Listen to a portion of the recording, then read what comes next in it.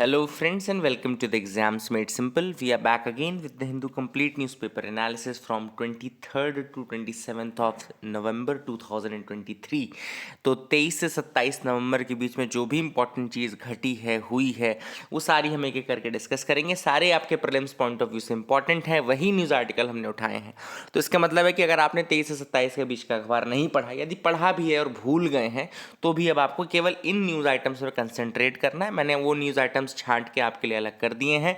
आप इनको नोट्स में भी लिख सकते हैं या फिर temsis.com में जाकर के वेबसाइट के रूप में पढ़ भी सकते हैं। तो बिना टाइम वेस्ट किए हम स्टार्ट करते हैं अपना पहला टॉपिक, जो कि है इंटरनेशनल स्पेस स्टेशन के बारे में, जो कि 25 सालों का हो चुका है। तो लेट्स स्टार्ट विद दिस। सबसे पहले बात, इंटरनेशनल स्पेस स्टेशन जो है उसने 25 साल कंप्लीट कर लिए हैं।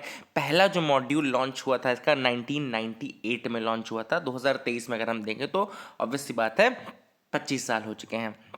इंटरनेशनल स्पेस स्टेशन की बात करें तो क्या है ये, तो it is the largest modular space station in the low earth orbit. जब हम लो अर्थ ऑर्बिट की बात करते हैं तो हम 500 किलोमीटर्स के आसपास के एरिया की बात कर रहे हैं, ठीक है ना। 400-500 किलोमीटर ये हम लो अर्थ ऑर्बिट बोलते हैं। And it is the largest human made structure in the space which is serving as a laboratory for new researchers and technological development. तो ये largest ever human made structure है space में, and it is serving as a laboratory for new researchers and all, ठीक है ना। तो पहला कब लॉन्च हुआ था मॉड्यूल, तो 20 नवंबर 1988 में, sorry, it was launch in 1998। तो आप लोग इसको करेक्ट करके 1998 लिख लीजिएगा। कजाकिस्तान से लॉन्च की गई थी। याद रखिएगा कि 5 स्पेस एजेंसीज हैं जो कि इन्वॉल्व हैं इंटरनेशनल स्पेस स्टेशन में। 5 स्पेस एजेंसीज आर इन्वॉल्व। पहली है यूनाइटेड स्टेट्स की नासा, दूसरी है रशिया की रॉसकोमॉस, तीसरी है जापान की जाक्सा, चौथी है यूरोप की ईएसए, एंड पांचवी है कनाडा की सीएसए यानी कैनेडियन स्पेस एजेंसी। तो 5 तो ये स्पेस एजेंसीज हैं जो कि इन्वॉल्व हैं, और ये 20 नवंबर 1998 में लॉन्च किया गया था कजाकिस्तान से, ठीक है ना। ऑर्बिट मैंने आपको बता दिया कि 400 किलोमीटर्स के आसपास का एल्टीट्यूड है, जैसा कि मैंने आपको बताया low earth orbit 400 to 500 kilometers के आसपास, and it circles the globe every 90 to 93 minutes at the speed of 28,000 kilometers per hour. ISS को कंस्ट्रक्ट किया गया था piece by piece in the orbit. Modules भेजे गए थे। पहला मॉड्यूल था जिसका नाम था जरिया। द जरिया मॉड्यूल वॉज देयर, 1998 में लिफ्ट ऑफ किया गया था। 2 सेक्शन है इसके अंदर। एक रशियन ऑर्बिटल सेगमेंट है जिसको रशिया ऑपरेट करता है, दूसरा यूएस का ऑर्बिटल सेगमेंट है जिसको यूएस ऑब्वियसली दूसरी कंट्रीज़ के साथ मिलकर के करता है, यूएस, कनाडा और यूरोप के साथ, है ना। And these are the thing which are important, you have to remember regarding this. लगभग 450 टन का है। It serves as micro gravity and space environment research laboratory. अगर आपने शेल्डन कूपर का एक शो आता है, बिग बैंग थ्योरी बोलते हैं उसको, उसमें आपने देखा होगा कि हार्वर्ड वॉलविट जो रहता है वो स्पेस पे जाता है। तो जब वो स्पेस पे जाता है एक्चुअली इंटरनेशनल स्पेस स्टेशन पे ही जाता है ना, नासा उसको ऑपरेट करता है। तो I hope you will remember all these things, है ना। उसकी ट्रेनिंग वो रशिया में जा करके करते हैं। तो इसका रीज़न यही कि ये दोनों मिली हुई एजेंसीज हैं इसके लिए। बहुत सारे सक्सेस मिले हैं इंटरनेशनल स्पेस स्टेशन को, जैसे कि डार्क मैटर के बारे में, all these things are there. काफ़ी कुछ चीज़ें की हैं। मिशन लाइफ इसकी है 2030 तक ऑपरेट करेगा। एंड इंडिया के अगर हम प्लान की बात करें तो इंडिया का खुद का प्लान है कि उसका खुद का एक स्पेस स्टेशन हो बाय 2035, है ना। तो that is one aim which India has.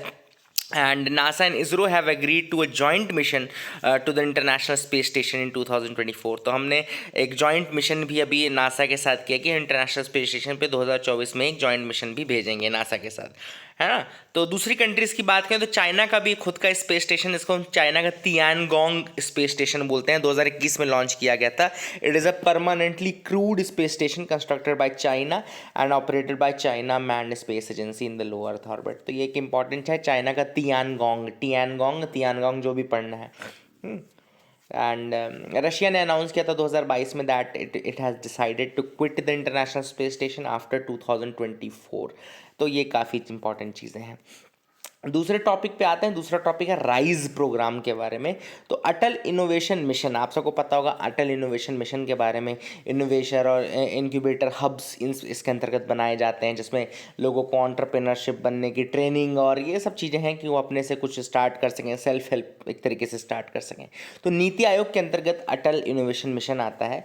उसने लॉन्च किया एक नया एक्सेलरेटर प्रोग्राम, जिसको हम बोलते हैं rapid innovation and startup expansion, RISE program बोलते हैं। Rapid innovation and startup expansion and accelerator program है अटल इनोवेशन मिशन के अंतर्गत इसको स्टार्ट किया गया है।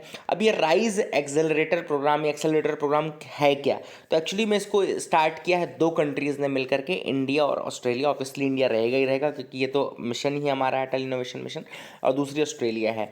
और क्यों इसको लाया गया है इस एक्सेलरेटर प्रोग्राम को, राइज एक्सेलरेटर प्रोग्राम को? This will support startups and small to mid sized enterprises.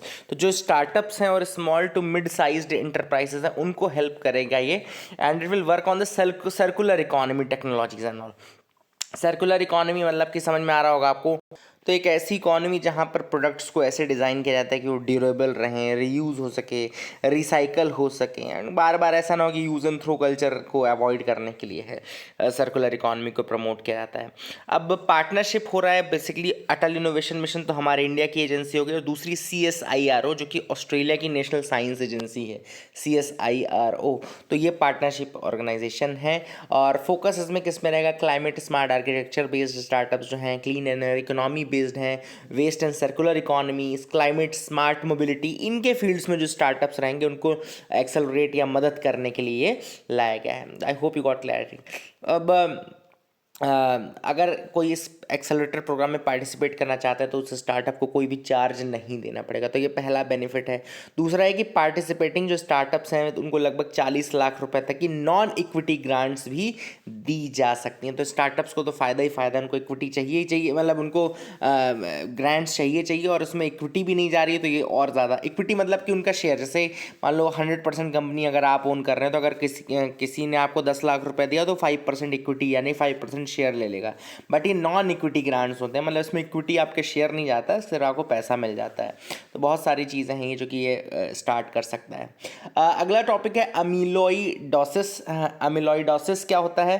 तो it's a rare disease that occurs when a protein called amyloid builds up in organ. तो जब एक प्रोटीन अमीलॉइड नाम का protein होता है तो वो जब आपके ऑर्गन्स में बनना शुरू हो जाता है, बिल्डअप कर लेता है, तो इस रेयर डिसीज़ को अमीलॉइडोसिस बोलते हैं, अमीलॉइडोसिस बोलते हैं। एंड ये अगर बिल्डअप हो जाएगा, एमिलॉइड प्रोटीन बिल्डअप हो जाएगा, तो ऑब्वियस है ऑर्गन जो है वो प्रॉपरली काम नहीं करेगा।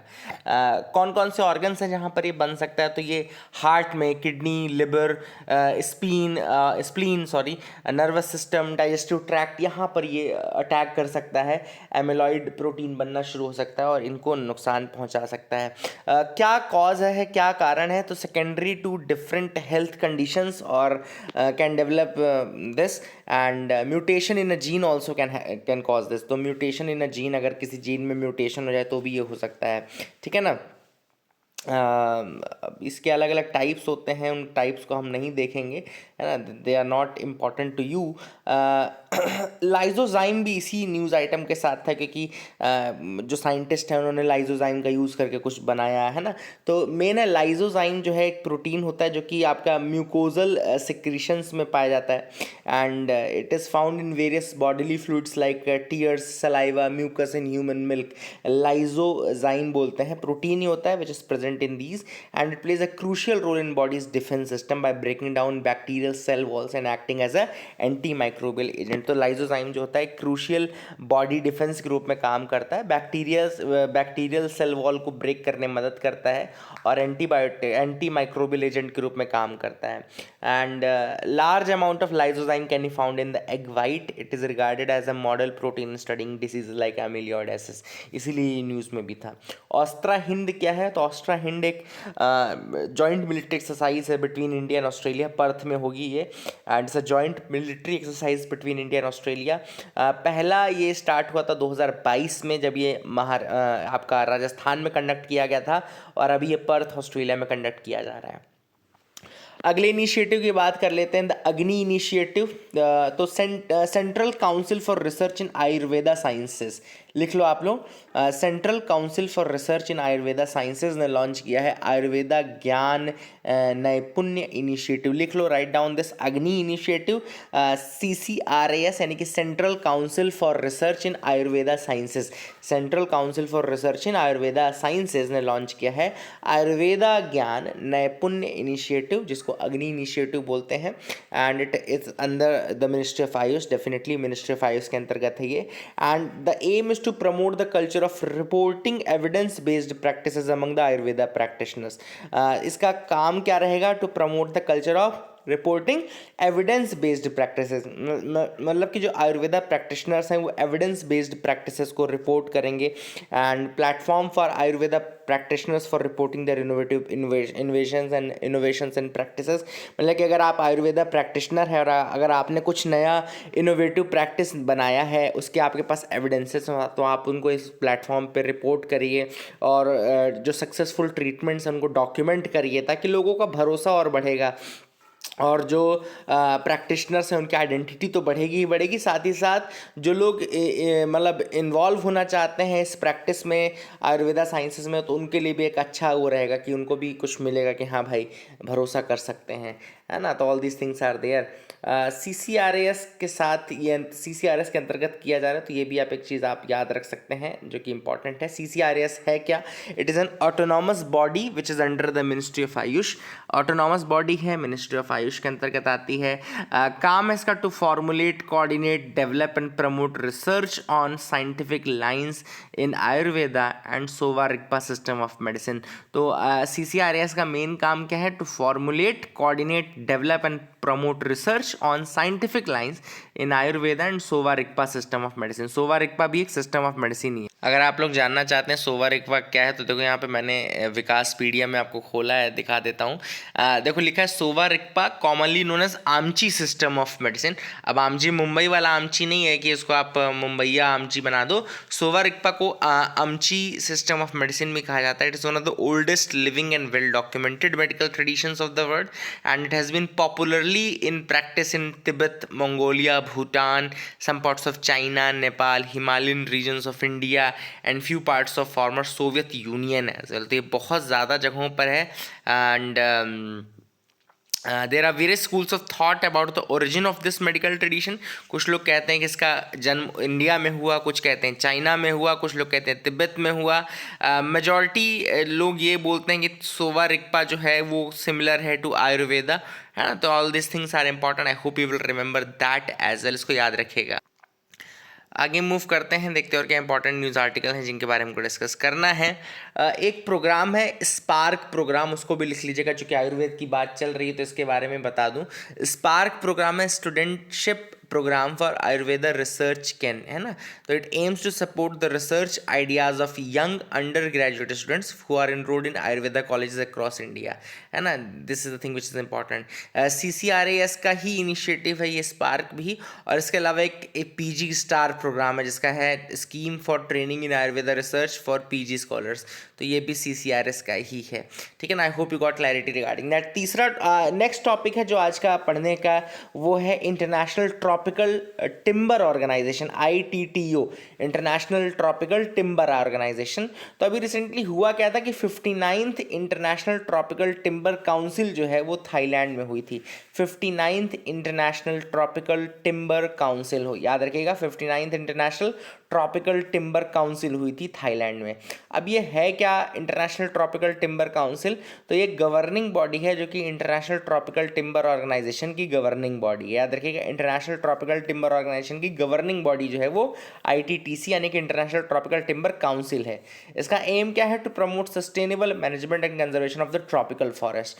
तो मेन है एम है कि सस्टेनेबल मैनेजमेंट हो सके, कंजर्वेशन हो सके, किसका? ट्रॉपिकल फॉरेस्ट्स का। और इसकी जो मीटिंग है ITCC की मीटिंग जो है वो at least once in a year, मतलब साल में एक बार होनी है। क्या है ITTO? तो ITTO याद रखिएगा 1986 में बनाई गई थी, इंटरनेशनल ऑर्गेनाइजेशन है, 1986 में बनी थी।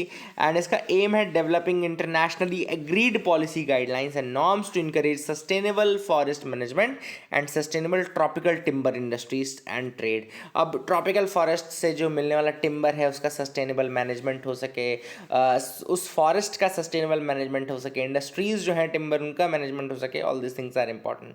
85 मेंबर्स आर देयर, जिसमें से 37 प्रोड्यूसिंग मेंबर्स हैं timber, tropical timber producing members 37 हैं and tropical timber consuming members 38 हैं। तो 85 मेंबर्स हैं total and membership represents about 90% of the global tropical timber trade and more than 80% of the world's tropical forest। India जो बात करें तो India, yes, India is one of the producing members और headquarter इसका योकोहामा जापान में है। तो all this things are very important, I hope you will remember that as well.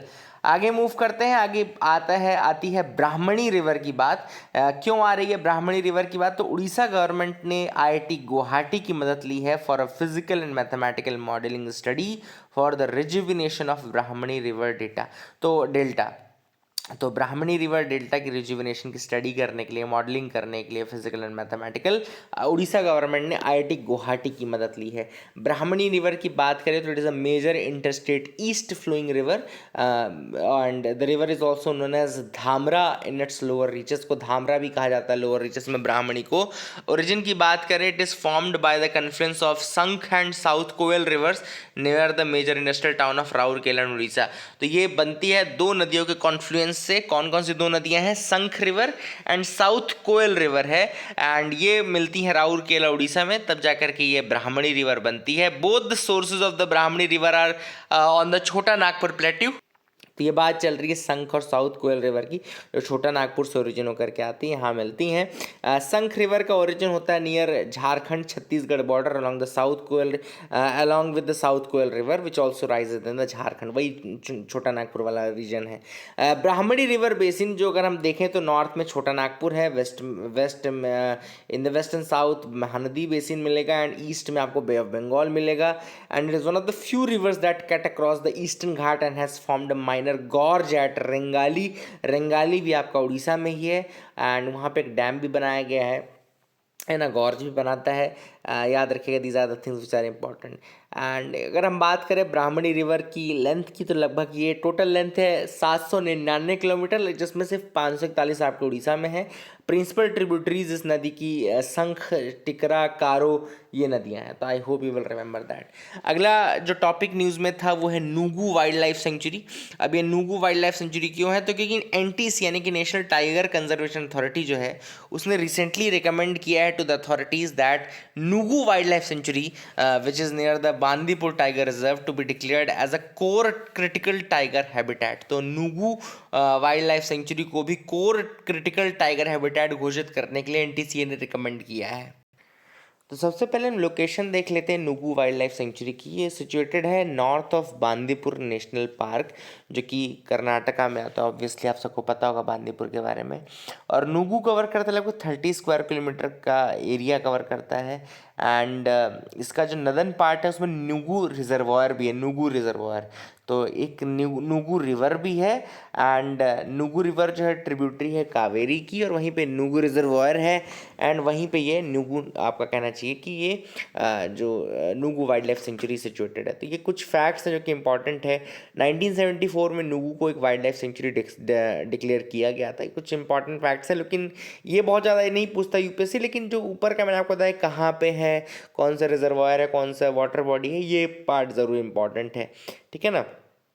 इस एरिया का अगर हम वेजिटेशन की बात करें तो dry deciduous interspersed with patches of plantation ये आपको मिल जाएगा एंड ये कुछ इंपॉर्टेंट चीज़ें थी जो कि आपको बतानी था। I hope you got clarity regarding that as well. अगला टॉपिक है Pradhan Mantri schools for rising India, PM Shri scheme के बारे में। तो यूनियन एजुकेशन मिनिस्टर जो है हमारे धर्मेंद्र प्रधान, उन्होंने रिसेंटली लॉन्च किया है Pradhan Mantri schools for rising India, PM Shri, and ये स्कीम लॉन्च हुई है उड़ीसा में। याद रखिएगा PM श्री के बारे में आपको बता दूं, सेंट्रली स्पॉन्सर्ड स्कीम है गवर्नमेंट ऑफ इंडिया की, 2022 में अनाउंस की गई थी ऑब्जेक्टिव है development of more than 14,500 schools across the country by strengthening the existing schools among these, है ना, जो कि सेंट्रल गवर्नमेंट या स्टेट गवर्नमेंट या यूनियन टेरिटरी गवर्नमेंट के द्वारा जो स्कूल्स होते हैं, तो लगभग 14,500 ऐसे स्कूल्स डेवलप करना है, उनके स्ट्रेंथन करना है उनके एग्जिस्टिंग स्ट्रक्चर को, and it will also help in nurturing the students in such a way that they become engaged, productive and contributing citizens for building an equitable, inclusive and plural society। तो obviously बात है, इसका M यही है कि इन schools को इस तरीके से बनाया जाए कि स्टूडेंट्स को बेटर नर्चरिंग मिल सके, उनको ज़्यादा प्रोडक्टिव बनाया जा सके, ज़्यादा उनको एज अ सिटीज़न ज़्यादा कंट्रीब्यूट कर सकें वो। ड्यूरेशन इस स्कीम की 22-23 से 26-27 का है ना, and it shall be the responsibility of the states to continue to maintain the benchmark achieved by these schools. उसके बाद क्या है, 27 के बाद क्या रहेगा कि जो स्टेट्स हैं, यूटीज़ हैं, वो फिर मेंटेन करेंगे जो भी बेंचमार्क इन्होंने अचीव किया हुआ है उसको, ठीक है ना। एंड इसमें स्कूल्स का जो सिलेक्शन होगा वो चैलेंज मोड के थ्रू होगा, जहाँ पे स्कूल्स compete करेंगे सपोर्ट के लिए। अगर आपकी स्कूल सेलेक्ट होती है तो ऑब्वियसली बात है, आपको जो फंडिंग और ये सब है वो गवर्नमेंट प्रोवाइड करेगा, फिर आपको डेवलप करेगा। तो all this things are important. I hope you got clarity regarding PM Shri. अगला टॉपिक देखते हैं, दीपोर बील न्यूज़ में था। तो Assam environment and forest minister ने रिसेंटली कहा है कि स्टेट गवर्नमेंट जो है वो it will simplify the rules to allow water sports and tourism related activities in Deepor Beel. तो असम के इन्वायरमेंट एंड फॉरेस्ट मिनिस्टर ने कहा है कि हम रूल्स को सिंपल करेंगे ताकि वाटर स्पोर्ट्स की and tourism related activities Deepor Beel में की जा सके। दीपोर बील की बात करें तो it is one of the important Ramsar sites जो कि असम में लोकेटेड है। रामसर साइट्स के अंतर्गत आता है ये, and it is a perennial fresh water lake which is located 10 kilometres south west of Guwahati city. It is a permanent fresh water wetland in a former channel of the Brahmaputra river. लगभग 40 square kilometre का area है, and its basin is drained by a system of rivulets and hill streams that connect the neighbouring hills and the forest to the river Brahmaputra. And इसमें एक outlet है जिसको हम बोलते हैं खानाजन या खंजन बोलते हैं। तो खंजन या खानाजन याद रखेगा, ये याद रखेगा कि it's an outlet which connects this neighboring hills and forest to the river Brahmaputra with this, है ना। इसको रामसर साइट के रूप में रिकॉग्नाइज किया गया था 2002 में। Important bird and biodiversity area भी है। 2004 में डिक्लेयर किया गया था as a important bird and biodiversity area. It is the only Ramsar site in the state of Assam. तो ये भी एक इंपॉर्टेंट चीज़ है, एकमात्र रामसर साइट है असम की, ठीक है ना। अगला टॉपिक है साइक मिशन के बारे में। तो नासा ने एक एक्सपेरिमेंट किया है साइक मिशन इसके स्पेसक्राफ्ट में, एंड बात कर लेते हैं साइक मिशन की। तो it's a NASA mission that will explore the 140 mile wide metallic asteroid called 16 साइक। तो एक 16 साइक नाम का एस्टेरॉइड है, इस एस्टेरॉइड है जिसको एनालाइज किया जाएगा नासा के द्वारा, है ना। तो याद रखिए, it's a 140 mile wide asteroid and the spacecraft will enter the 16 Psyche asteroid's orbit in 2029। तो ये जो स्पेसक्राफ्ट है ये 16 साइक जो एस्टेरॉइड है उसके ऑर्बिट में 2029 में प्रवेश करेगा, and it will spend 2 years mapping the asteroids topography, scanning the surface, taking pictures, all these things will be done, है ना। 2 साल के टाइम पीरियड में किया जाएगा। 16 साइक एस्टेरॉइड है, ठीक है, मेटेलिक एस्टेरॉइड है। एंड वही पता लगाएगा इन्फॉर्मेशन की किस तरीके से मेटल कोर जो एस्टेरॉइड है वो बना, कैसे प्लैनेट्स बने, क्या उनका रिलेशनशिप है, all this things will be studied by that. उसकी टोपोग्राफी को, उसके जो ग्रेविटी है उसके डिप को अंडरस्टैंड करने की कोशिश की जाएगी। तो I hope you will understand that also. अगला टॉपिक है की फैक्ट्स रिगार्डिंग द शान स्टेट। तो है क्या एक्चुअली कि म्यांमार अभी रिसेंटली कॉन्फ्लिक्ट हुआ था शान स्टेट में, तो उसी कारण से ये न्यूज़ में था। शान स्टेट याद रखेगा म्यांमार में है। It is in Myanmar. It borders China to the north, Laos to the east, Thailand to the south and 5 administrative divisions of Myanmar in the west, and the largest of the 14 administrative divisions by land area. जो 14 administrative divisions हैं Myanmar के, उनमें से सबसे बड़ा है शान area जो है, इसको शान बोलते हैं, याद रखिएगा, शान स्टेट। अगर हम बात करें शान स्टेट की, तो वहाँ पे थानलविन रिवर है, थानलविन रिवर, इसको सालवीन या नामखोंग भी बोलते हैं। It cuts across that and it is also home to Inle lake which is the second largest natural expanse of water in Myanmar. The second largest natural expanse of water, I hope you will remember that as well. And आगे देख लेते हैं। और Kyasanur forest disease news में था, तो उसके बारे में देख लेते हैं। तो अब रिसेंटली एक स्टडी की गई थी Indian council for medical research के द्वारा, उसके साथ साथ नेशनल इंस्टीट्यूट ऑफ वायरोलॉजी जो पुणे में है उसके द्वारा भी स्टडी की गई थी। And they have for the first time confirmed the presence of Kyasanur forest disease virus in 2 more districts of Karnataka. याद रखिएगा, क्यासानूर फॉरेस्ट डिसीज़ जो है वो कर्नाटका में काफ़ी ज़्यादा फेमस है। जूनोटिक डिसीज़ है, मतलब एनिमल्स के थ्रू ट्रांसफ़र होती है। First reported from Kyasanur forest of Karnataka in India 1957, इसीलिए इसको KFD या क्यासानूर फॉरेस्ट डिसीज़ बोलते हैं। It is also known as monkey disease या monkey fever because of its association with monkey deaths, and this virus has spread along the entire stretch of western Ghat region which also includes Maharashtra, Kerala, Tamil Nadu, Goa and all. Symptoms की बात करें तो sudden onset of high grade fever, prostration, nausea, vomiting, diarrhoea, ये सारी चीज़ें इसमें important है। Transmit होता है, transmitted through the bite of ticks and bonnet and black faced langur monkeys, है ना, इसीलिए मंकी फीवर भी कहा जाता है। कोई स्पेसिफिक ट्रीटमेंट अवेलेबल नहीं है KFD का, तो ये भी एक चीज़ आप याद रख सकते हैं। That is a thing. अगला टॉपिक है संगाई। तो रिसेंटली मणिपुर गवर्नमेंट ने एक्सप्रेस किया its reservations to the centre over hydro electric modernisation plan in the state's famous Loktak lake, saying that it could be detrimental to Sangai deer. तो अभी actually central government क्या कर रही है, एक हाइड्रो इलेक्ट्रिक प्लांट है उसको मॉडर्नाइज करना चाहती है लोकटक लेक में।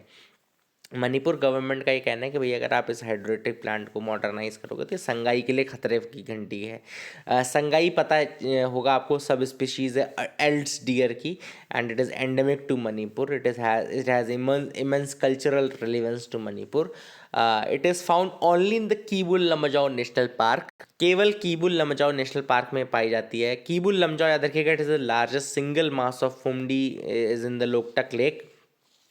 कीबुल लमजाओ नेशनल पार्क है एंड यहाँ पे लोकटक लेक पे है ये। तो यहाँ पे एक फ्लोटिंग मास पाया जाता है, फ्लोटिंग ग्रीन कवर पाया जाता है, उसको फुमडी बोलते हैं, फुमडीज़ बोलते हैं। और फुमडीज़ में जब ये खड़े खड़े होते हैं ना ये संगाई डियर, तो ऐसा लगता है जैसे नाच रहे होते हैं, इसलिए डांसिंग डियर भी कहा जाता है इनको कई बार, है ना। They are also known as dancing deer, है ना, क्योंकि हिलती रहती है वो, आप फ्लोटिंग है ना उसमें हिलती रहती है। And the forward protruding beams होते हैं उनमें, they appear to come out from the eyebrow, and इसलिए उनको ब्रो एंटिलर्ड डियर कहा जाता है। तो जो फॉरवर्ड प्रोट्रूडिंग बीम है वो लगता है कि जैसे बाहर निकल रहा हो आईब्रो से, इसलिए उनको ब्रो एंटिलर्ड डियर भी कहा जाता है। Dark reddish brown winter coat होता है, it turns paler in the summer. तो all this things are the fact. Dancing deer मैंने आपको ऑलरेडी बता दिया। आईयूसीएन स्टेटस का क्रिटिकली इंडेंजर्ड है। वाइल्ड लाइफ प्रोटेक्शन एक्ट 1972 के शेड्यूल 1 में आते हैं ये। लोकटक लेक की बात करें तो फ्रेश वाटर लेक है मणिपुर में, famous for unique floating islands called phumdis and multiple plant species. Keibul Lamjao located है इसी पे।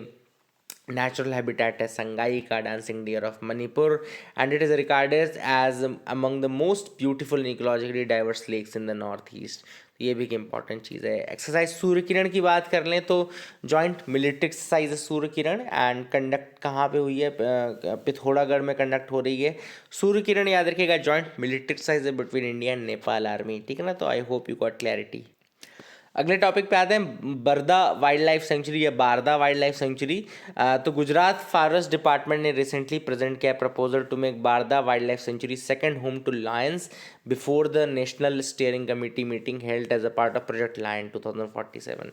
तो याद रखिएगा, बारदा वाइल्ड लाइफ सेंचुरी को प्रपोज किया जा रहा है to make second home to lions. Barda wild life sanctuary की बात करें, गुजरात में है, रफली 15 kilometres from Porbandar, 100 kilometres waste of गिर फॉरेस्ट नेशनल पार्क। हिली लैंडस्केप है, सेंचुरी लगभग 192 स्क्वायर किलोमीटर पे लाई करती है बारदा।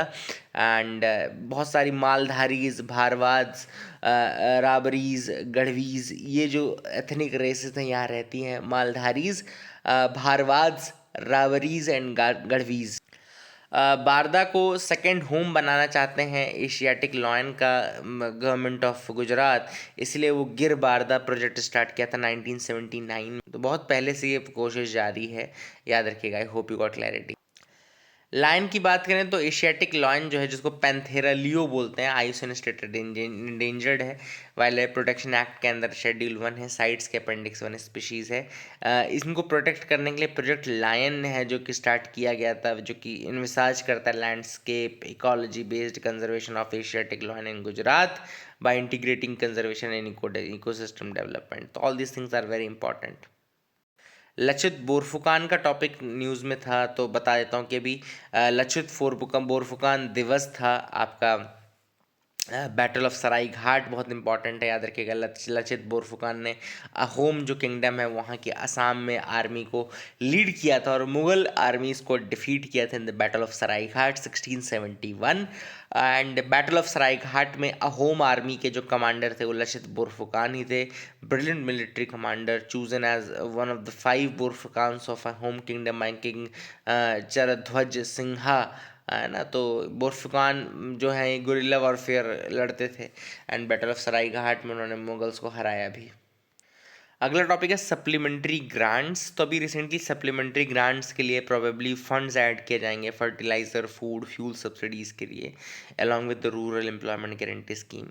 तो सप्लीमेंट्री ग्रांट्स की अगर हम बात करें, सप्लीमेंट्री डिमांड फॉर ग्रांट्स की बात करें, तो आर्टिकल 115 जब आप पढ़ेंगे इंडियन कॉन्स्टिट्यूशन का, तो it provides for supplementary additional और एक्सेस ग्रांट्स। सप्लीमेंट्री ग्रांट्स होती क्या है कि president shall cause to be laid before both the house of parliament a demand if the amount authorized under article 114 is found to be insufficient for the purpose। तो क्या होता है, कई बार जो अप्रोप्रिएशन बिल हैं उनमें जो अमाउंट ऑथराइज की जाती है अंडर आर्टिकल 114 यानी कि 114, वो कम पड़ जाती है। तो उसके बाद प्रेसिडेंट जो होता है वो फिर बोलता है कि भैया more demand, you can ask for additional grant या फिर supplementary grant to meet the expenditures. इन्हीं जो एडिशनल ग्रांट है उनको सप्लीमेंट्री ग्रांट कहा जाता है। आर्टिकल 115 के अंतर्गत ये प्रोविजन है, ठीक है ना। And they are presented to and passed by the house before the end of the financial year and they are regulated by the same procedure that is applicable in case of regular budget। तो इनको भी regulate करा जाता है same regular मतलब procedure से। And the demand for supplementary grant में B token, technical और सब्सटेंटिव कैश, ठीक है ना। टोकन मतलब कि सिंबॉलिक अमाउंट 1 लाख रुपए आपने एलोकेट कर दिया। Technical means saving of a ministry department to be use for a different purpose और a scheme where more funds are required. And substantive cash मतलब कि fresh allocation beyond what is being provided in the budget, है ना। तो all this things are important. फिर यहाँ पे अगर अपन सब्सटेंटिव ग्रांट करेंगे तो वो withdrawal consolidated fund of India से होगा। तो that is again a thing which is important. Shettihalli wild life sanctuary news में था, तो रिसेंटली एनजीटी ने स्टेट गवर्नमेंट को कहा to resolve within 6 month the issues that have led to the delay in the notification of eco sensitive zone status for Shettihalli wild life sanctuary. तो location important है शेट्टी हल्ली की, ये याद रखिएगा शिमोगा डिस्ट्रिक्ट कर्नाटका का है, वहाँ पे लोकेटेड है। और हुआ क्या, दिक्कत क्या हो गई, दिक्कत ये हो गई कि यहाँ पे इको सेंसिटिव जोन अभी तक डिक्लेयर नहीं की गई है। तो एनजीटी ने बोला कि भैया आप जल्दी से रिजॉल्व करके रीज़न बताओ कि क्यों वहाँ पे इको सेंसिटिव जोन नहीं बनाई गई है। टॉपिक है electronic supreme court reports portal. तो अभी हिंदी वर्जन है ESCR पोर्टल का, जो कि लॉन्च किया गया है recently as a part of constitution day celebration. तो ESCR पोर्टल क्या है, हुआ क्या था कि सुप्रीम कोर्ट ने एक ESCR स्टार्ट किया था जिसमें उन्होंने कहा था कि डिजिटल वर्जन जो होगा सुप्रीम कोर्ट के जजमेंट्स का वो प्रोवाइड किया जाएगा। ये सारी रिपोर्ट्स और ये सारी चीज़ें आएंगी, है ना। लगभग 34,000 जजमेंट हैं जो सुप्रीम कोर्ट के लॉयर्स के लिए, स्टूडेंट्स के लिए, कॉमन पब्लिक के लिए अवेलेबल है। And this verdicts will be available on the apex court website, its mobile app and judgment portal also, जिसको हम बोलते हैं नेशनल जुडिशियल डेटा ग्रिड बोलते हैं, है ना। तो it's a free service which is available for lawyers across the country. And supreme court has developed a search engine with the help of national informatics centre comprising elastic search technique in the database of ESCR। तो NIC की मदद से भी supreme court ने कुछ चीज़ें develop की है। हालांकि मुझे NIC पे ज़्यादा भरोसा रहता नहीं है क्योंकि मैंने NIC के साथ बहुत काम किया है एंड NIC अमूमन वहाँ पे डेवलपर्स की जो है वो थोड़ा कमी ही देखने को मिली है मुझे। NJDG की बात करें तो नेशनल जुडिशियल डेटा ग्रिड है, It's a portal, is a national repository of data relating to cases instituted, pending and disposed of by the courts. तो ये एक रिपोजिटरी है जहाँ पे जो केसेस पेंडिंग है, डिस्पोज ऑफ हो गए हैं या इंस्टीट्यूट हुए हैं, उन सब की डिटेल्स अवेलेबल रहती है. And in this portal, one may access the case-related information, statistics such as institutions, pendency, disposal of cases, case type, year-wise breakup of Supreme Court and all. All these things are there NJGD में है.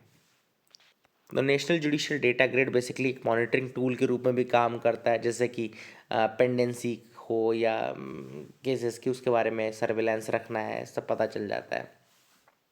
कंबाला की बात करें तो Kambala is race, जिसमें आपको पता होगा बफलो रेस होती है, कर्नाटका में बहुत ज़्यादा इम्पॉर्टेंट है.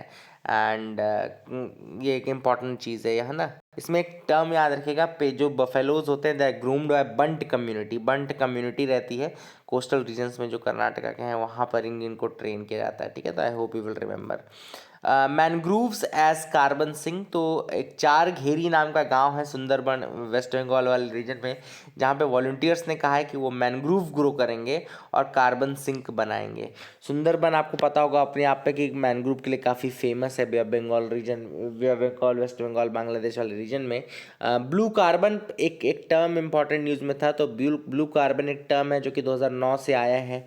And it is a term for carbon captured by and stored in the world's ocean and coastal ecosystem. The blue carbon is actually the carbon which is stored and captured by oceans and coastal ecosystem.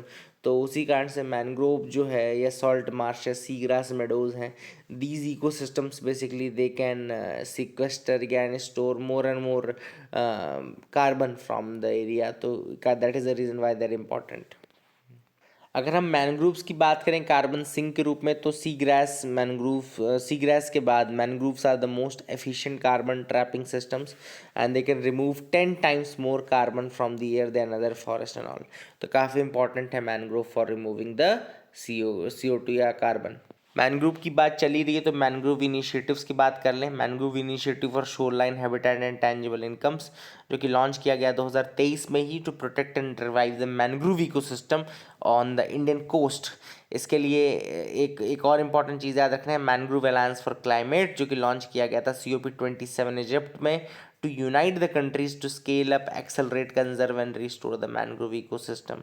ठीक है, I hope आपको समझ में आ गया होगा दोनों initiatives के बारे में. हॉर्नबिल फेस्टिवल की बात करते हैं तो 24th हॉर्नबिल फेस्टिवल जो कि अभी नागालैंड में सेलिब्रेट किया जाएगा. And it is an annual event जो कि नागालैंड में होता है. एंड 2000 से इसकी शुरुआत की गई थी. After hornbill which is the bird which symbolises beauty and grace in Naga folklore and rituals. And इसको किया जाता है नागालैंड में, हेरिटेज विलेज ऑफ किसामा, है ना. And December 1 is Nagaland statehood day also, तो ये भी याद रखेगा. हॉर्नबिल की बात करें तो स्टेट बर्ड है ये केरला की, अरुणाचल प्रदेश की. ई प्राइम लेयर के बारे में हालांकि मैंने आपको बताया, फिर बता देता हूँ. E prime layer according to a new study, E prime layer earth core के मिस्टीरियस में एक नई लेयर है जो कि जिसके बारे में पता चला है. And this is form due to the surface water diving deep, है ना. जब सरफेस वाटर बहुत अंदर चला जाता है उस कारण से बनती है. तो इनर अर्थ की बात करें तो 4 प्राइमरी लेयर्स हैं इसमें. इनर कोर जिसको इनर मोस्ट लेयर है, आउटर कोर है, मेंटल जो कि मिडिल लेयर है ना, आउटर मोस्ट लेयर है. ई प्राइम लेयर एक नई एनिग्मेटिक लेयर है which is formed at the earth's outer core as a result of surface water penetrating deep into the planet. याद रखिएगा, जब अर्थ के सरफेस के अंदर पानी बहुत ज़्यादा अंदर तक पेनिट्रेट कर जाता है तो उस कारण से एक नई लेयर बन रही है जिसको ई प्राइम लेयर बोलते हैं. And it is form at the earth's outer core पे बन रही है. ठीक है ना. More than 60 miles thick and relatively slim compare to other sections of the earth interior and all. Formation की बात करें तो modifications in the liquid metallic layer could potentially result in reduced density and altered seismic characteristics. And इसी कारण से property अलग है, कारण ही तो अलग अलग थी कोई लेयर. तो that is the thing which is important. Lachit Borphukan मैंने ऑलरेडी आपको बता दिया. सूर्य किरण मैंने आपको बता दिया. निदिराना नोआ डिहिंग याद रखिएगा, म्यूजिकल फ्रॉग है, नई स्पीशीज़ है म्यूजिकल फ्रॉग की, निदिराना नोआ डिहिंग, जो कि अरुणाचल प्रदेश में डिस्कवर की गई है. And the species of this the speciality of this species is that both male and female are vocal. दोनों वोकल्स होते हैं इसमें, मेल एंड फीमेल वोकल दोनों होते हैं, है ना. तो I hope you got clarity. And नोआ दिहिंग रिवर के ऊपर इसका नाम रखा गया है. है ना। तो याद रखिएगा नोआ Dihing is the river also which is the tributary of Brahmaputra, and it originates in Arunachal Pradesh and flows through Assam and joins Brahmaputra at Dihingmukh, है ना। तो याद रखिएगा ट्रिब्यूटरी है ब्रह्मपुत्रा की, अरुणाचल प्रदेश से ओरिजिनेट होती है, असम से फ्लो करती है, ब्रह्मपुत्रा को ज्वाइन करती है दिहिंगमुख में, ठीक है ना। तो all these things are important.